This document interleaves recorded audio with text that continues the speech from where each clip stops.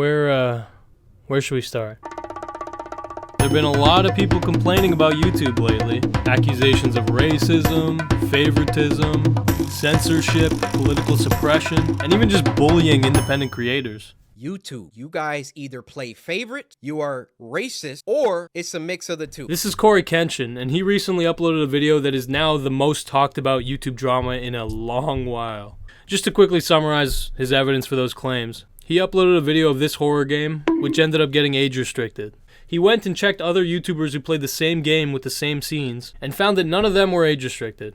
He appealed the age restriction, it got rejected. He then messaged his personal YouTube rep, asking why people like Markiplier don't have an age restriction while he does. In response, they removed my age restriction! They took it off! After they already rejected my appeal. Now my YouTube rep, he was excited. He was, oh great, this is awesome. I said, why? I expected them to triple down and give Markiplier an age restriction too. And when he pointed that out to YouTube, they re-age restricted the video. I say, no way did they do that. I go to Markiplier's video now, and now his video is age restricted. Why is my channel so much more thoroughly scrutinized? Especially so when I've been #1 trending multiple days in a row, which I've done multiple times. And every single time I start to get an uptick in traction, an uptick in activity, here comes YouTube coming through. Hey! Now, I'm gonna be brutally honest. I don't feel bad for Cory Kenshin.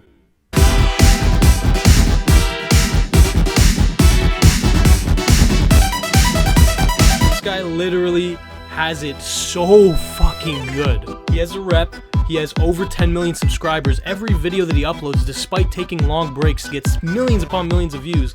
This guy is living it. The favoritism is him having the YouTube rep. I'm #1 trending for a few days, and then they find some arbitrary issue. They nitpick and they try and find something that they can incriminate me for and try to push me down. YouTube is out to get me, guys. It's a huge, guys, it's a big fucking bullseye on my back.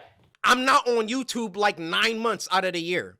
Nothing ever happens until I come back and I start uploading again, and I'm getting my numbers, they're climbing, they're exploding, I'm #1 trending, and then they're like, hey, we need to stop him. Whoa, no way. So I reaches out to a YouTube representative, and I'm reaching out to multiple representatives. I have everyone's fucking phone number over there at YouTube. I say, hey, you might want to reevaluate my video because you know what? It's not 18 and up. Guy, slow your roll. We're really sorry. And next thing you know, they take it back and they say it's good to go. They say it's not 18 and up. That is inequality. Why did they flag me in the first place and then they go take it back? It's just ironic because his video of the mortuary assistant ended up getting the most views out of anybody who uploaded anything about it. I can also think of a ton of reasons why it could have gotten age restricted, but to save time, I'll just put them roughly on screen.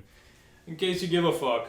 I feel I've been mistreated for a long time. I mean, even when we hit 10 million subscribers and I was supposed to get my diamond play button and there was no correspondence. No, what Cory experienced here was just a small taste of the average experience of a smaller YouTuber. Now, I don't think it's bad he made the video, not at all, because historically, YouTube only listens when a big creator is having problems. And Cory's experience has obviously resonated with a ton of smaller creators, which is awesome. What I fear though is that with the tone he took, it felt like almost as if the easy response from YouTube would just be to completely baby big creators. Because hey, if all the big creators are treated extra nicely, they would never complain. They would never start these movements, you know what I mean? They wouldn't have a reason to stick their neck out. And this isn't a criticism of Cory, okay? Seems like a fine guy, but it is absolutely true that big creators will rarely care about smaller creators' problems, but when they experience issues, everybody's gonna know. So a quick band-aid fix would definitely be for YouTube to increase the levels of favoritism experienced by the ones at the top. Cory's also not alone in experiencing a problem with age restriction. Oh my god. Myself, Willie Mack, many creators have been experiencing increased rates of age restriction lately. For some fucking reason, they got a lot tighter with that recently. Yeah, I just want to take a second and really emphasize how brutal an age restriction can be for a small channel. By that, I mean like one that can't contact YouTube, like doesn't have a YouTube rep to fix age restrictions. In terms of growth or money or whatever, being age restricted immediately renders all of the time spent on a video completely useless. It kills your opportunity for growth, can throttle your channel's momentum, and for all we know, flags your channel as more controversial, algorithmically stifling your future videos. If there's one issue I hope gets resolved, it's this age restriction problem, because it completely de-incentivizes people to talk about real, serious issues, and to even just make jokes. Long story short, I made a video recently in which I kinda criticized the president of Ukraine, Volodymyr Zelensky. Essentially, Zelensky had like an interview with the Washington Post in which he verbatim said that every single Russian that left Russia should be sent back to Russia and be forced to live in isolation, and only that is a way to influence Putin and also for Russian people to change their minds. And I made a whole video in which I laid out point by point why this, doesn't make sense and it's a stupid statement. And in the video, just in case, I made it clear that obviously I'm not a supporter of the entire special military operation and everything, and that I had a positive opinion of Zelensky for years. YouTube decided that they're actually going to not only demonetize but also age restrict my video, because apparently my video is not suitable for viewers under 18. 100 videos criticizing Russia, everything is monetized. One video where I dared to lightly criticize Zelensky and I just said that there should be more nuance to his statements, age restricted and demonetized. See, this feels like a bigger problem to me than the Cory Kenshin situation, right? Because Cory, no offense, man, but your channel's doing very well. You're making gaming content. I don't really feel bad for you. I feel bad for smaller channels who are experiencing even worse problems, but especially channels that are in the realms of politics and news. Okay, because I don't know if you guys know this, but YouTube has implemented a system where if your video is flagged as being about politics or news and you're an independent creator, you're going to be pretty much barred from the recommended, but definitely from the search bar, okay? YouTube wants to save those topics for authoritative sources, which just means corporations that do this for money, and big-ass channels who get favoritism, as is always the case. If you are dealing with a sensitive subject like news, health, science, we are gonna make sure that what we're recommending is coming from a trusted, well-known publisher that can be reliable. On authoritative content, that makes sense because you can just label, and if something is labeled as authoritative, you can boost it. Well, not just label it. We have a more sophisticated algorithm in terms of how we identify that, and we also are working on a global component, but we definitely do raise it, and we've done a lot of work in the last year to identify sensitive areas and make sure that we're raising authoritative sources on that information. See, that is the stuff that I'm a little bit more worried about. Political suppression, that's what it is. Actively discouraging content created by individuals in favor of corporate authority. As if corporations are just the most trustworthy sources of news. If there's content that's borderline, that technically meets our policy but is lower quality, that's content that we basically will not recommend to our users. Our users could still access it, but they will not recommend it. And then lastly, we're just really careful about what we monetize. So we always want to make sure that there's no incentive. So for example, with regard to climate change, we don't monetize any kind of climate change material. So there's no incentive for you to keep publishing that material that is propagating something that is generally understood as not accurate information. Google has a very fucking serious incentive to diminish the reach of certain narratives. While some, sure, maybe it's just because they're brain dead, there are others where Google's aware they need to protect their interests.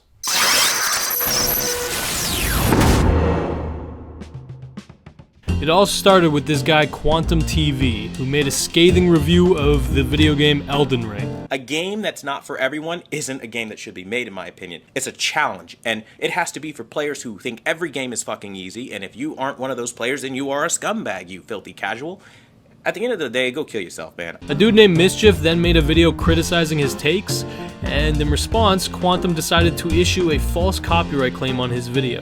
The Ackman, a much larger creator than Mischief, then also made a video criticizing Quantum's review of Elden Ring. This game is for somebody who have no family, no friends, no life, and they have literally thousands of hours to grind away. Quantum then also issued him a copyright takedown notice. This resulted in Ackman dedicating an entire video to chronicling Quantum TV's history of copyright abuse and just general sus behavior.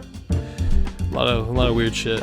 In response, Quantum started threatening legal action, even going so far as to contact the Ackman's family and sending ominous, threatening emails, basically just being fucking weird. Your son has been making a string of really defamatory posts, trying to avoid any kind of litigation or lawsuit by talking things out. So, is there any way I can get in contact with him? The Ackman then tried to have a YouTube manager discipline Quantum for the sus behavior, which manifested in nothing. So the Ackman tried to take matters into his own hands and made a massive video laying out an entire case against Quantum TV and why he should be removed from YouTube. And YouTube deleted it and gave him a strike. And age restricted 3 of his videos.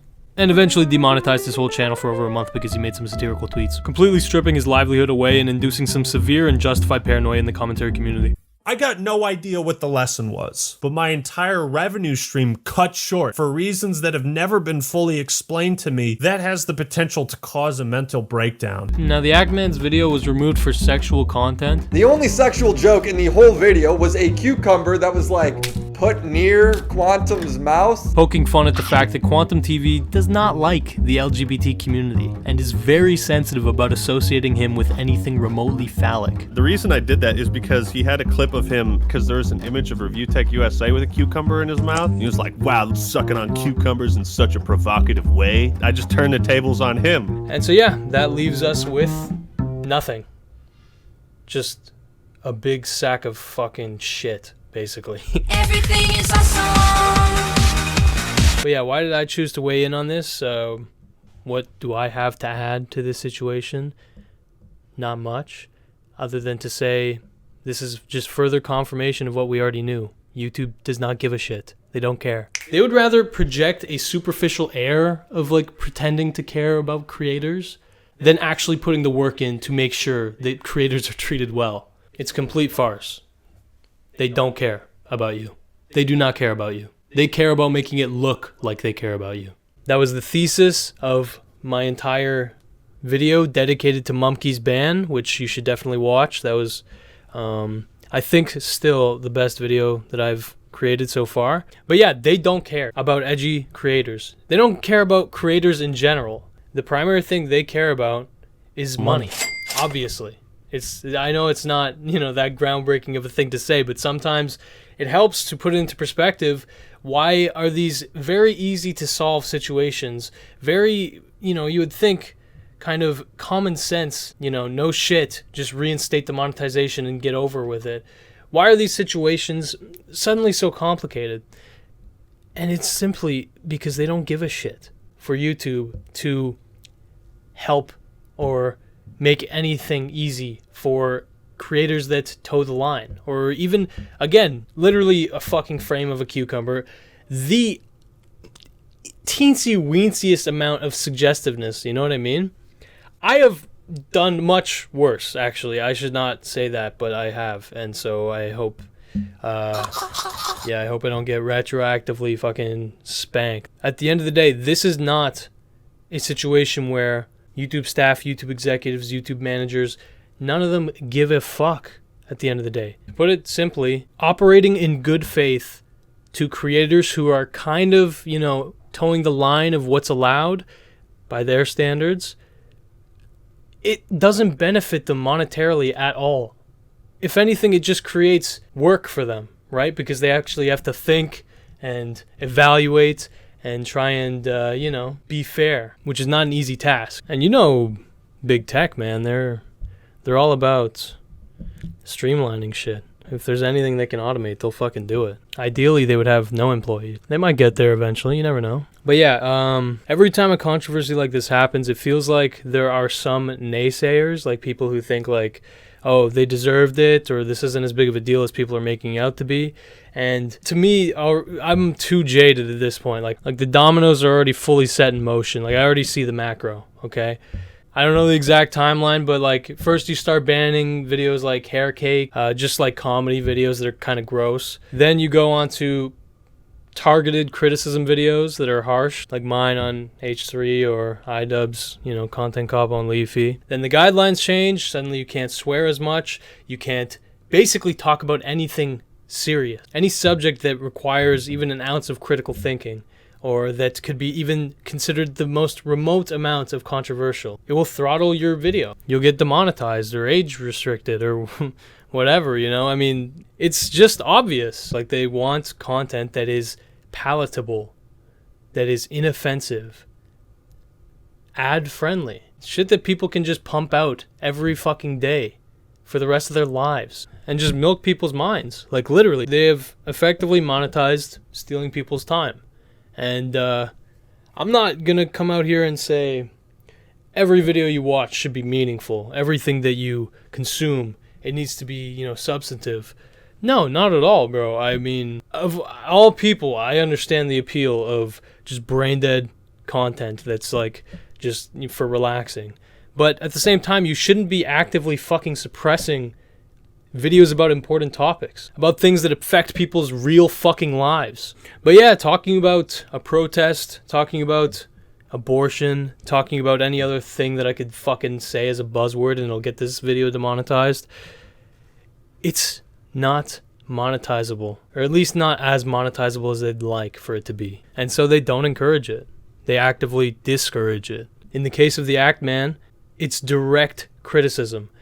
This is a tangent I should actually go on.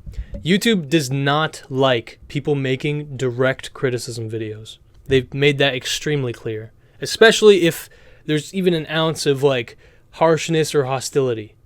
Because God forbid people get criticized harshly when they make mistakes.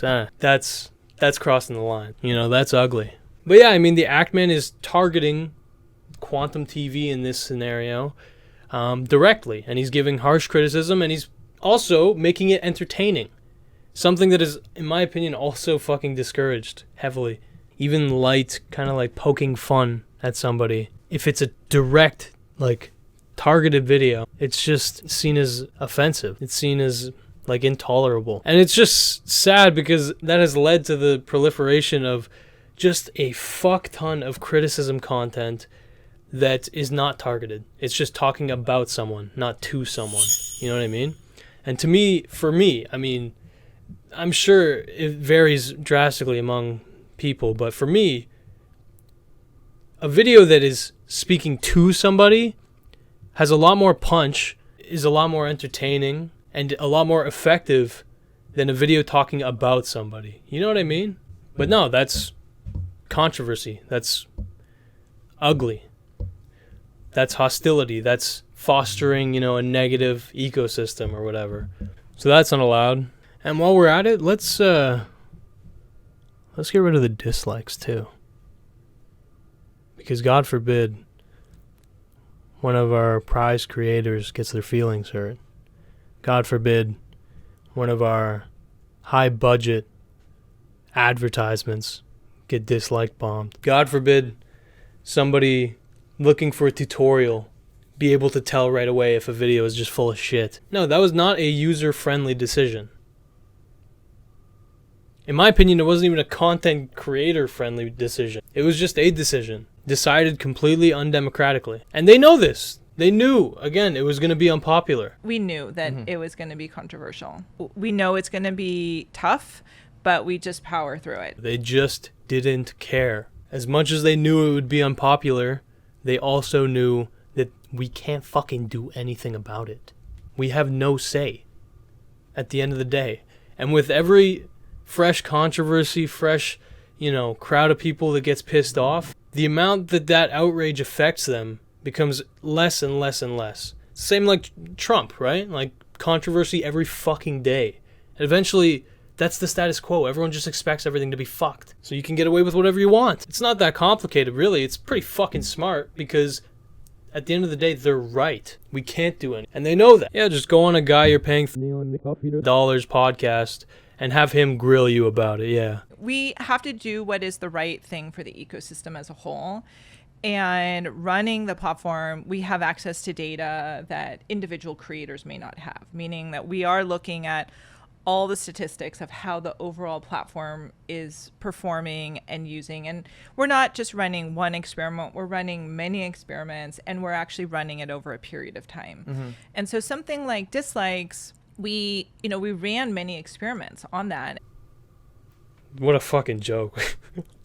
What a fucking joke. But yeah, they're more focused on those like macro, large picture, how can we raise revenue type decisions, and all of the stuff that affects content creators directly, of which there's so much that viewers would never see. Like things I have to fucking deal with that are just the most annoying things fucking ever.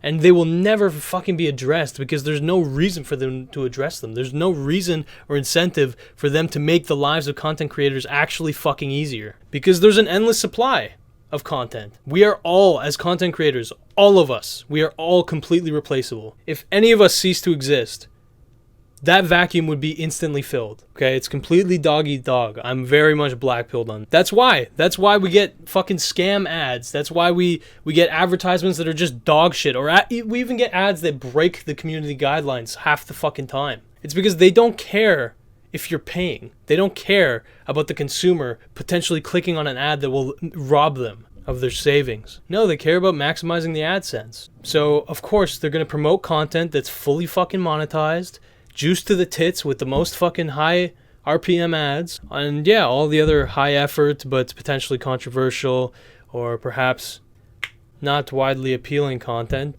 gets effectively hidden from the vast majority of people. Unless you're looking for it or you're very much into a certain niche, you'll never find it. That's the algorithm at work. You know, I'm not even complaining about it really. I'm just trying to state the truth. You know, I'm trying to face the reality. And, you know, it's kind of funny because ideally what they want is for you to just keep swallowing blue pills. Like, don't think about this. Don't even look at that. Don't stress about this. It's just mindless. And nothing to me cemented that better than when I looked into how fucking rotten the kids section of YouTube can be. Just, again, thinking about that shit literally gives me the worst fucking headache. The amount of time I wasted in my life looking at that shit. But I think it was worth it because it really, truly gave me that perfect perspective of the fact that they don't give a fuck what you are being fed as long as it is advertiser friendly. As long as it doesn't cause any kind of controversy. As long as it doesn't take labor hours from a fucking employee to have to review. And so this is something that I wish that I went into in my video about Mumkey's ban, but YouTube's goal, right, and the vast majority of tech giants, their goal is to create a fucking marketplace on their website. You know what I mean? An ecosystem, foster an ecosystem where people are like competing within their platform. So either way, they still benefit. You know what I mean? So as long as you and I, content creator, are fighting dog eat dog style to the death for the attention of viewers, they still fucking win. It doesn't matter who succeeds as long as you can put some fucking ads on their videos.